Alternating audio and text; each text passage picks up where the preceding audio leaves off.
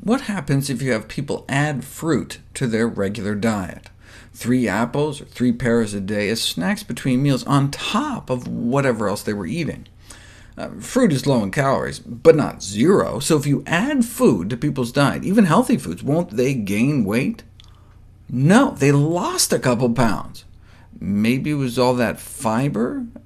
If you remember, we learned our gut bacteria can create anti-obesity compounds from fiber. That's why they also had a cookie group.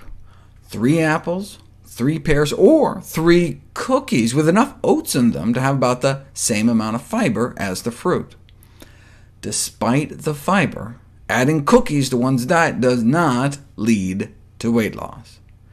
They think the weight-reducing secret of fruit is its low energy density, meaning you get a lot of food for just a few calories, so it fills you up. Energy density is a relatively new concept that has been identified as an important factor in body weight control in both adults and in children and adolescents. Energy density is defined as the amount of calories per unit weight of a food or beverage.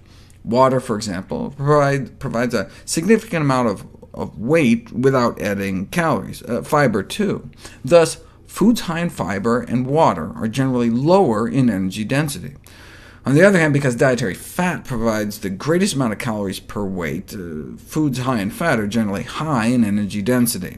The CDC offers some examples. High-energy density foods are like bacon, lots of calories in a small package. A medium energy density food is like a bagel, and a low-density food typified by fruits and vegetables.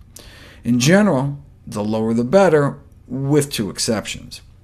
Soda is heavy. So heavy that by energy density it looks less harmful than it is, and nuts have so much fat they appear less healthy than they are. Otherwise, though, the science supports a relationship between energy density and body weight, such that consuming diets lower in energy density may be an effective strategy for weight control. This is because people tend to eat a consistent weight of food, so when there's less calories per pound, calorie intake is reduced. A small drop in energy density can lead to a small drop in weight, and the greater the decrease in energy density, the greater the weight loss.